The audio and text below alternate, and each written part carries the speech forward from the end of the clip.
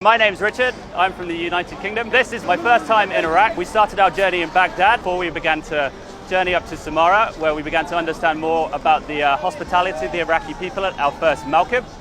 And I was really impressed by the level of just generosity and devotion that we've seen amongst the Iraqi people here. And this is my first time in Kerbala.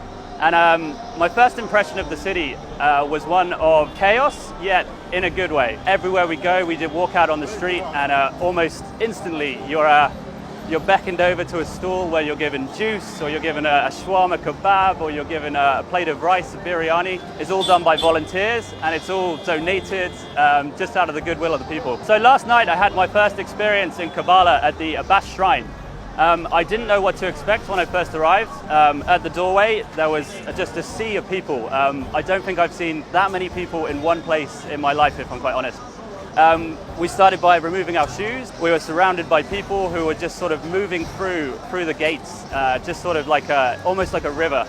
But once we were inside through the first gate, looking up at the magnificent dome and seeing the crystals, the tiles, which were inspired by Babylonian history and Islamic calligraphy. I've never seen such a dense number of people in one place, in one shrine, all dedicating themselves and all there for one reason, to show their appreciation for Imam Husseini. This just sense of community and devotion, religious experience is like nothing I'd ever seen before in my life. So the Arboreen is an event that it's criminally underrated in terms of the Western knowledge of this event. And I genuinely believe that people from the West who don't have much knowledge of Islam in general and this particular event should make the effort to come here purely to experience the historical aspects of the Arboreen, the cultural side of the Arboreen, and to perhaps take some of the positive values of the event and Islam in general back home to our communities in the United Kingdom and elsewhere.